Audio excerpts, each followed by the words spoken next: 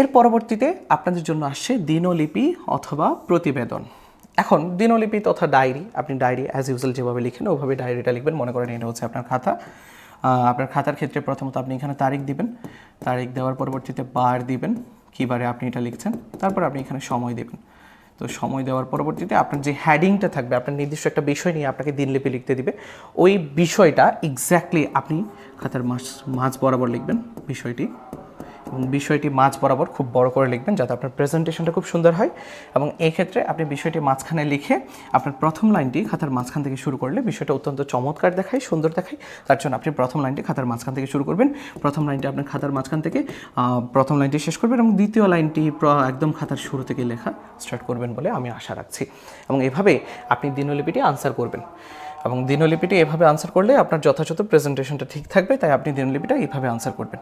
প্রতিবেদন কীভাবে আনসার করবো, অনেক স্টুডেন্টের এই বিষয়টা জানার থাকে যে আমরা প্রতিবেদন আনসার করতে গিয়ে বারবার হেজিটেশনের মধ্যে পড়ে যাই, আমরা বারবার কনফিউজড হয়ে যাই যে কীভাবে প্রতিবেদনটা আনসার করলে যথাযথ নাম্বারটা আসতে পারে।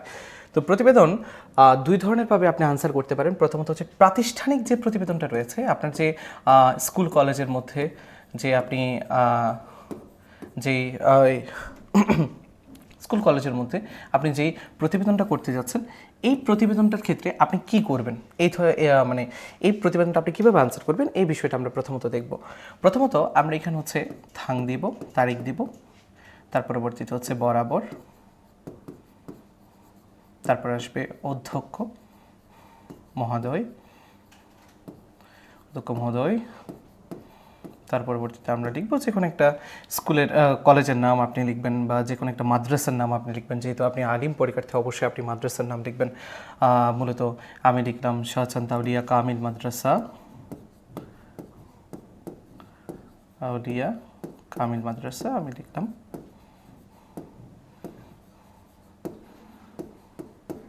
তারপর চট্টগ্রাম।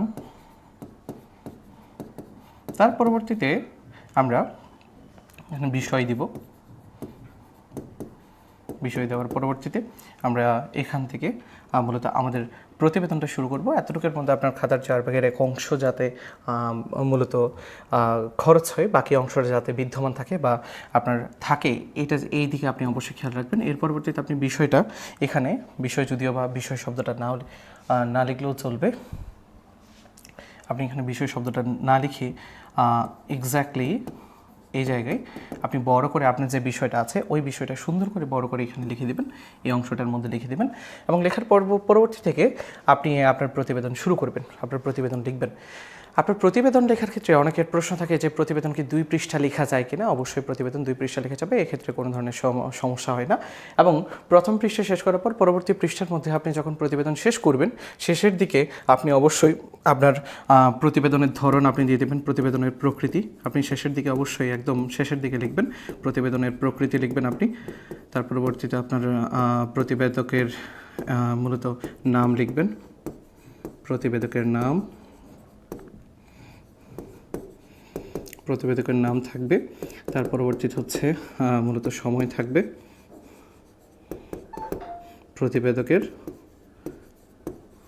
প্রতিবেদনের স্থান থাকবে। তো এর পরবর্তীতে আপনি মূলত এই কথাগুলো লিখে দিবেন, এবং লেখার পরবর্তীতে আপনি অবশ্যই শেষে একটি খাম লিখে দিবেন, এবং এই খামের মধ্যে হচ্ছে প্রেরক থাকবে, প্রাপক থাকবে। আপনি প্রেরকের ঠিকানা লিখবেন, আপনার ঠিকানা লিখবেন, অথবা বলছি দুঃখিত, পাশে আপনি প্রাপকের ঠিকানা লিখবেন। তো এভাবে আপনি একটা প্রাতিষ্ঠানিক যে প্রতিবেদনটা রয়েছে, আপনি প্রাতিষ্ঠানিক প্রতিবেদনটা কমপ্লিট করতে যাবেন। এইভাবে আপনি প্রতিষ্ঠানের জন্য যে প্রতিবেদন দরকার, প্রাতিষ্ঠানিক যে প্রতিবেদন থাকে, এই প্রাতিষ্ঠানিক প্রতিবেদন আপনি এখানে লিখে রাখবেন। প্রাতিষ্ঠানিক প্রতিবেদন আপনি লিখবেন, প্রাতিষ্ঠানিক প্রতিবেদন। তো প্রাতিষ্ঠানিক প্রতিবেদন লেখার পরবর্তীতে আপনার কাছে যে বিষয়টা থাকবে, আপনি যেই টপিকটা দেখবেন, এর পরবর্তীতে আরেক ধরনের প্রতিবেদন আপনাদেরকে দিতে পারে, এবং এই প্রতিবেদনের নাম হচ্ছে সংবাদপত্রে প্রকাশের প্রতিবেদন। এখন সংবাদপত্রে প্রকাশের প্রতিবেদনটা আমরা কীভাবে লিখতে পারি, আমাদের কীভাবে লেখা যায়।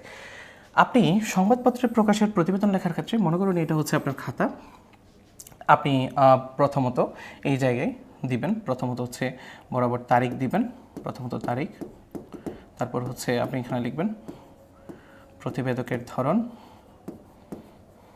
দুঃখিত, প্রতিবেদকের নাম লিখবেন, তারপর প্রতিবেদনের প্রকৃতি লিখবেন,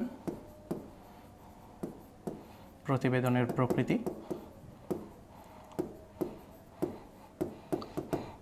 তার পরবর্তীতে হচ্ছে তদন্তের ধরন, আপনি কীভাবে তদন্ত করেছেন এভাবে করে লিখবেন। তার পরবর্তীতে আপনি এখানে মূলত প্রতিবেদনের স্থান লিখবেন।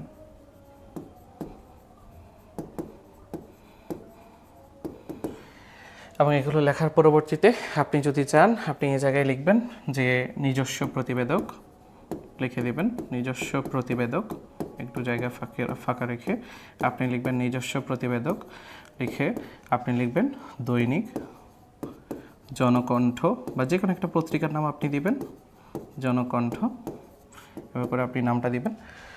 তো এর পরবর্তীতে হচ্ছে আপনি তারিখটা এখানে লিখে দেবেন, আপনি যে তারিখের মধ্যে এটা লিখছেন আপনি ওই তারিখটা লিখবেন, এই জায়গায় তারিখটা দিবেন, আপনি যে তারিখটা আপনার মূলত প্রতিবেদন রচনার ডেট আপনি আপনার তারিখটা দিয়ে দেবেন। দেওয়ার পরবর্তীতে আপনি এখানে খাতার মাঝখানে একটা বড় করে বিষয়টা লিখবেন, যে বিষয়ে আপনি লিখছেন, মনে করেন খাদ্যদ্রব্যে ভেজাল নিয়ে আপনি একটা প্রতিবেদন সংবাদপত্রে দেওয়ার জন্য লিখছেন, অথবা মাদকাসক্তির কুফল নিয়ে লিখছেন, অথবা আপনার সড়ক দুর্ঘটনা নিয়ে আপনি একটা প্রতিবেদন লিখছেন। তো এই জায়গায় আপনি এখানে এক্স্যাক্টলি বিষয়টা দিয়ে দেবেন। তো বিষয়টা দেওয়ার পরবর্তীতে বিষয়টা এখানে লিখে আপনার প্রথম লাইনটা খাতার মাঝখান থেকে শুরু করবেন, এবং প্রথম লাইনটি এই জায়গায় মূলত প্রথম লাইনটি এই জায়গায় শেষ করে দ্বিতীয় লাইনটা আপনি এই জায়গা থেকে শুরু করবেন, এভাবে করে আপনি লিখবেন। তো লেখার পরবর্তীতে 2 পৃষ্ঠা লিখেন, 2 পৃষ্ঠা লিখে আপনার লেখার শেষের দিকে অবশ্যই একটি খাম আপনাকে দিতে হবে, এবং এই খামের মধ্যে আপনি অবশ্যই এক পাশে দিবেন প্রেরক এবং আরেক পাশে দিবেন প্রাপক, এবং এই প্রেরক এবং প্রাপকের যেই মূলত ঠিকানা রয়েছে আপনি ঠিকানাটা দিয়ে দেবেন। মনে করেন আপনার নাম মোহাম্মদ আলিফ, ঠিক আছে, আপনি এখানে লিখে দেবেন যে আপনার কোথায় থেকে এসেছেন, চট্টগ্রাম, আপনি কোথায় থেকে দিয়েছেন, দুঃখিত, চট্টগ্রাম। প্রাপককে এখানে দিয়ে দেবেন দৈনিক জনকণ্ঠ, ঢাকা 1000, এভাবে করে আপনি আপনার লেখাটা কমপ্লিট করবেন।